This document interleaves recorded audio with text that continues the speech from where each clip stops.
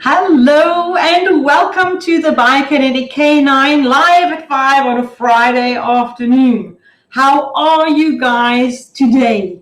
So we are going to be talking about today watch points. Various watch points of what you should look for and what to watch out for when you are doing your conditioning training. How many times have you guys been all engrossed in what you're doing and you're not watching for certain things about your dog? So this is what we're going to be talking about today. But before we start, just let me say hello to everybody. If you are there, say hello. If you are seeing me on any other page besides the Biokinetic K9, please pop over to the Biokinetic K9 page and give us a thumbs up and a like. If you see anything that you enjoy, let me know. And also if any of your friends that do sport with their dogs in particular, if you think that they'll benefit from this, please share. And hopefully they benefit, and more importantly, their dogs benefit too. So, Bob, hello, how are you? Right, let's get stuck in. Watch points. Why am I talking about this today? Is because this happened to me. And luckily for me, Kevin, hi! So luckily for me, I caught myself on video. Otherwise, I would have missed it completely. These watch points. So how do you know what you're watching for? Why you must watch for certain things with your dogs while you are performing exercises? I'll bring it all together right at the end, but let's get started just with how we got there. So when you start your conditioning training, etc., what you have to ask yourself before you start, and you're going to bring your dog out, etc., etc., you're asking yourself, what are you training today? That's the first question, and you should know what you want to train today and what you're looking for. So you're asking yourself, like, is it new work that you're going to be showing your dog? Is it strength work that you're going to be doing with your dog? Is it focus work that you're going to be doing with your dog? Because you need to know what you're going to be asking of your dog. So this is really important, that you've got a concept in your mind of what you want to train, because with each different thing that you are training, whether it be strength, focus, flexibility, all of those things, there's different things that you must watch for. And certain things happen faster if you're training different things. So for example, strength training, muscle fatigue will come in much earlier than if you're doing flexibility training. All of those type of things. So what are you training for? So if you've got an understanding of what you are actually going to be training, then you have got an understanding of what things you should watch for and how soon you should watch for those things. Because you need to find out what are the demands you are placing on your dog. Are they going to be real big physical demands like strength training, or are they going to be mental demands like new type of work or focus training? Because let me tell you, a dog can get mentally fatigued. I can get mentally fatigued. It's happened to me a number of times this week, let me tell you. And then you are a little bit short, or you can't do something, you don't have the mental capacity to comprehend what is being asked of you. And the same thing, that those things can happen with your dog. So you need to find out, once you know what you're training, is if it's going to be a new thing, if it's going to be a strength thing, if it's going to be a mental focus thing, a flexibility thing, an endurance thing, whatever you're going to be looking, even if it's a sport training thing, what are the demands you're placing on your dog's body physically, and what are the demands you're placing on your dog mentally? So the mental demands will be lower if it's things that he knows and we're just practicing, we're going through the motions, we just want to make it a little bit sharper. And it's things that he does quite easy. So if you're going to ask your dog to foot and he already knows his position and everything, and you're just practicing and you're just running over these things, the mental demand is not as high as if you're just teaching him the position. Similarly, in your conditioning, if you're just teaching him a new exercise, the mental demands of that is going to be much higher than the mental demands of something that he understands. Your physical demands, again, what are you asking of your dog's body? So when I was working with this, I thought I wasn't asking a lot of my dog's body until I saw it on video. And you see exactly what your dog has to go through, especially if you're looking for fine trigger points and you're looking for what muscles they are working on. And it's muscles that you don't generally see.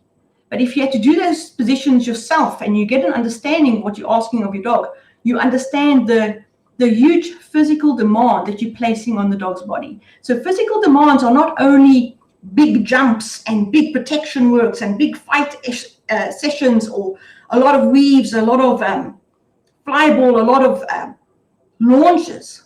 It's not just that. You can place a lot of physical demand on your dog's body by just asking them to hold a position. So even if you're doing if you're doing IGP and you're doing the stand in motion exercise, that stand under tension takes a lot from the body. You would never know looking at your dog, but when you practice it, oh my word, you can see exactly that the dog's body physically, they're going through a lot of muscle strain and they can get muscle fatigue, because your posture muscles are little muscles that work all day keeping your body up. So if we take it as a human being, for me to stand up, for me to sit up, these posture muscles of mine have to work all the time. So even if I'm a little bit slouched, my bigger muscles are not working as hard, but there's certain posture muscles, if I'm not resting my entire body, if I'm holding myself up but I'm slouched in the shoulders, there's still some muscles that have to work along the spine, and they don't work at full capacity all the time, but they're working at a minimal capacity, but they never ever stop working. They are always working. And these muscles are much smaller than big muscles that you can use at 100%. So even if you're using these small muscles like posture muscles and you're asking them to endure a lot of tension over a period of time, they get tired. So if I have to sit upright with my shoulders back and my posture is absolutely correct, oh my word, I'm already feeling it here in my core, my stomach, all along the back of my spine, because I'm not that fit, but I can feel it. Now, if I have to hold this for this entire episode, I'll be finished. I'll be physically and mentally drained. So know exactly what you're asking of your dog. What are the demands you're placing on your dog, physically and mentally? Because you need to look for signs to see where he is becoming drained. Is your dog getting tired? And we're not just talking about physically, we're also talking about mentally. So the obvious things for a dog, if you see your dog is really tired, they start panting. And then they start panting in the ribs because now they are really tired. But then you think, oh, but you haven't done so much. You can't be that tired. Let's continue. And then you see that they can't hold the positions. And they give away small little signs of them getting tired. And it's not obvious like from us, where we'll start complaining vocally, or we'll start like telling people no, and then we'll just walk away, or we'll just stop doing the exercise, or we'll say, are you insane? I can't do this anymore. And everybody goes, oh, one more curl, you can do it. So we can vocalize what's happening in our bodies, but our dogs can't. And the worst thing is the working dogs that we do have, they will carry on working. They won't just stop. They are always super eager. So we have to watch for signs in them. And these are small signals. Sometimes it looks like they're just being disobedient because they're not doing the exercise. Or it takes a little bit longer for them to get into that position. Or their one leg is not standing like it should, or they start to cheat and they put a leg a little bit forward, and then you say, no, put it back, and then they put it back. But that putting that leg a little bit forward is just to give them that small breather in their body that they need, because they can't hold both legs back. So these small signs, sometimes it looks like disobedience.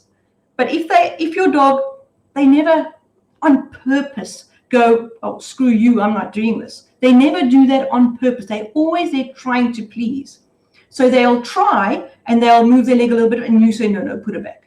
So it looks like a little bit of obedience, or they'll just get out of the position completely. Or if you ask them to get back into the position, they sort of like take the time, or they smell around, or they'll pretend they're looking for a treat that dropped. It looks like a little bit of avoidance. Watch what your dog is doing. These are all small telltale signals. And especially if they are not holding the position really strictly like they're supposed to, these are all telltale positions. Like for me, if I have to keep my head and posture right, as I'm talking to you, I'm starting to slouch. So I'm not keeping myself up. And yeah, you're asking your dog to hold the position, and they will start to fatigue in their body. And there are telltale signs that you need to watch out for with your dog, because if you don't recognize them, and say, for example, you're asking them to stand and they can't stand and their body starts to twist because their muscles can't hold them anymore, they can easily pull a muscle. And you don't even know, just in a simple stand position. So look for the watch points of fatigue, not just the obvious thing of heavy panting, because let me tell you, they can pant even while they're just standing. Watch for small telltale signs of they're not getting, it looks like they're not listening, but they just can't hold a position, or they just can't do one more repetition. And we have to watch those things. So for example, when I said watch for what is the physical and mental demand, and when we said like what are you training, you need to look for things like, for example, let me put this up quickly. So if I'm going to be looking at my dog, I'm going to look at what must I look for in my dog. So when I'm looking at things, I'm looking at the angulation of his front legs, his back legs, how is he standing? Or for example, how mustn't he stand? So as soon as I see him, his positions are slightly out. What are the things that I need to note in my dog? That these are the things that, whoa, this is not what I'm looking for. How do I adjust my position so that I can get the most out of my dog? So as soon as the positions that he's supposed to be in start to sag, or what he's supposed to be doing, it drags, then these are all telltale signs for you to just either slow down or change what you're doing. But the big trick here is, oh my word, it happened to me, and this is the big thing. You get so engrossed in what's going on with your dog that you forget the time. And then suddenly you've been working for 15, 20 minutes on something, and your poor dog is standing there doing whatever you're asking or doing the repetitions, and they're getting tired, but you're watching for something. So you are in this fish bowl situation. And it's so dangerous. It is seriously dangerous, because you can damage your dog without even knowing it, because you're just stuck watching for certain things and what's going on with your dog. What can you do? It was something that I said to my group, because, oh my word, I thought, I watched the video and I thought, oh, look, my poor dog, use a timer. My daughter said, Mom, why don't you just use a timer? And it's an egg timer, a cell phone timer, whatever. Use a timer that buzzes, because let me tell you, you are engrossed in what's happening with your dog, especially if you're looking for watch points or things to watch out for. It's for this reason that I got asked in the week in one of my posts, oh, can you just give me some exercises for my dog's rear end to make it stronger? I need to know about your dog.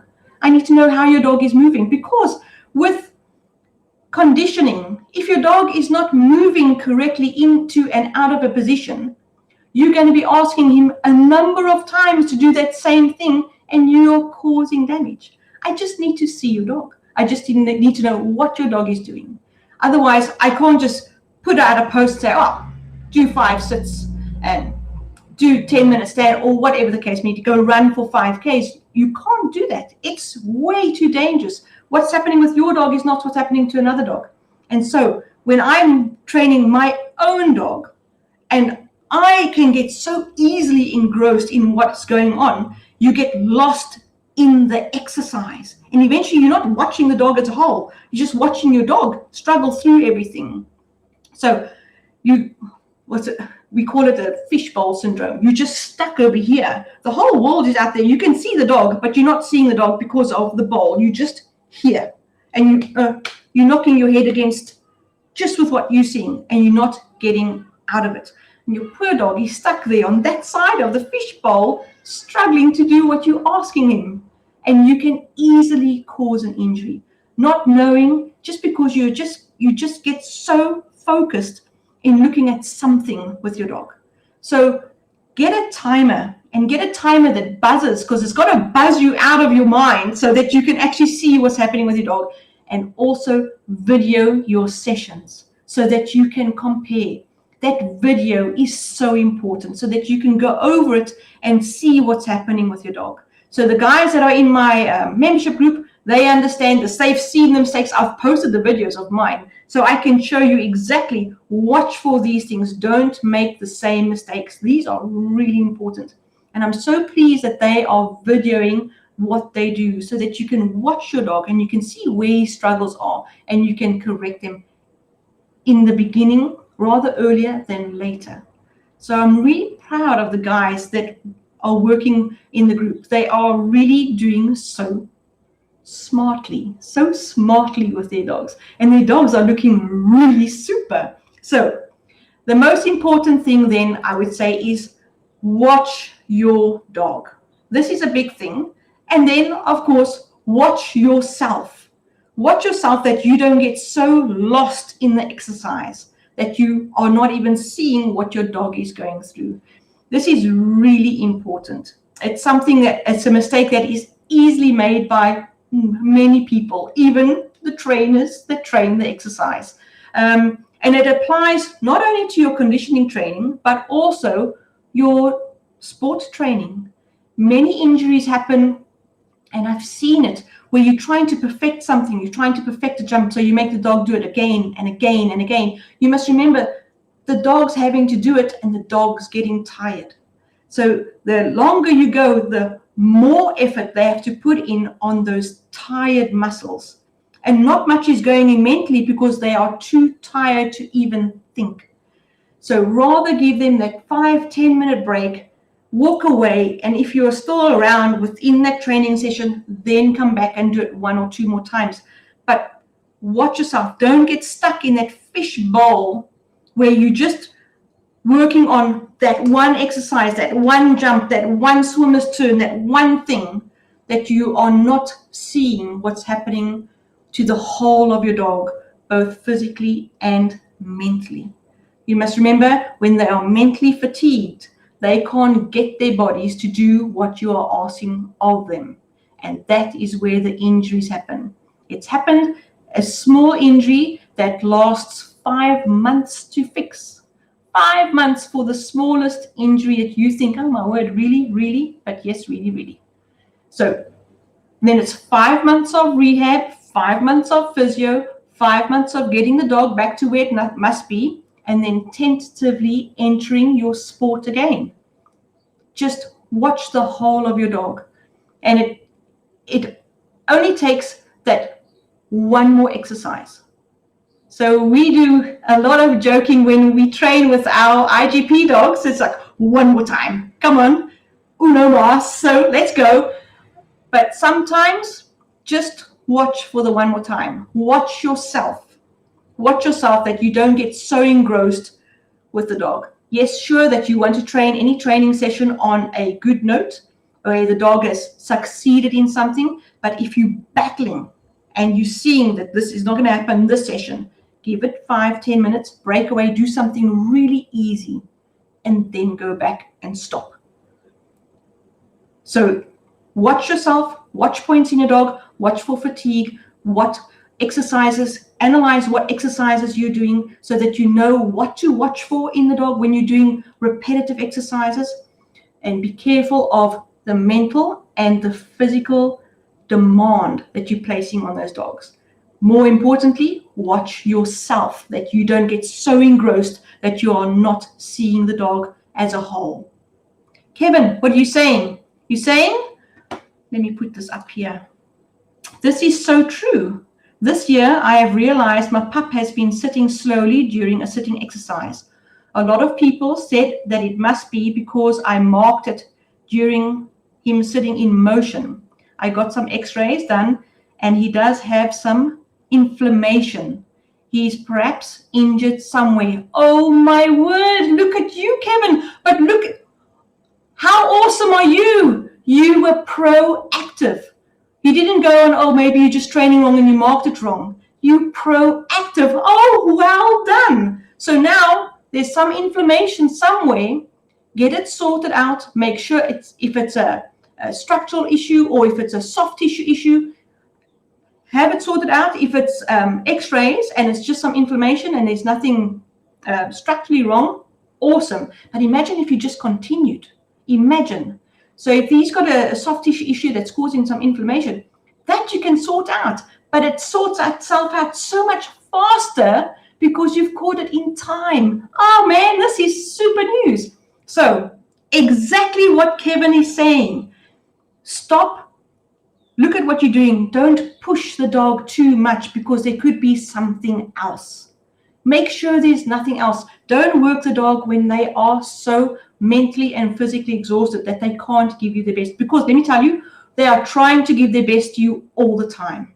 So yes. Oh, I'm so glad you got it all sorted out. So you said you got the drawers test done and no issues. We'll go for therapy session ASAP. Oh, awesome, awesome. Oh, look at me. This is like such good news. Excellent.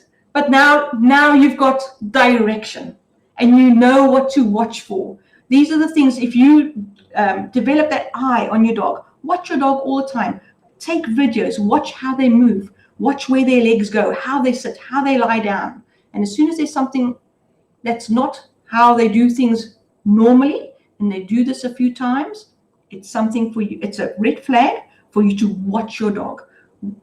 That's why when we are doing our exercises, I can't just give out exercises to somebody. It's really dangerous. If you go and do an exercise time after time, it's a repetitive thing. Exercising your dog is a repetitive motion. And if you're doing it wrong repetitively, you are causing an injury. And I would never want that to happen to your dog.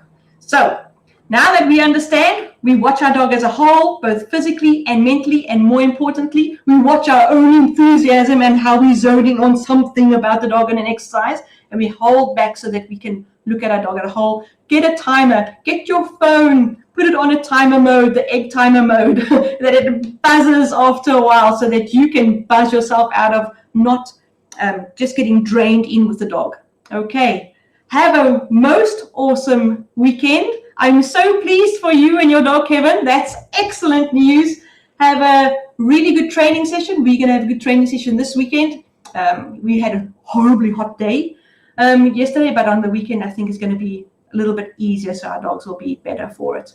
If you enjoyed the show, please give me a thumbs up. You know where you can find me. I'm at the Biokinetic K9. Like our page, share our page. And if you want to get hold of me, fit@thebiokinetick9.com. My name is Angela Hearn. I'm a certified canine athlete specialist and canine myofascial release practitioner. I think our dogs are awesome. I think our sport dogs are even awesomer.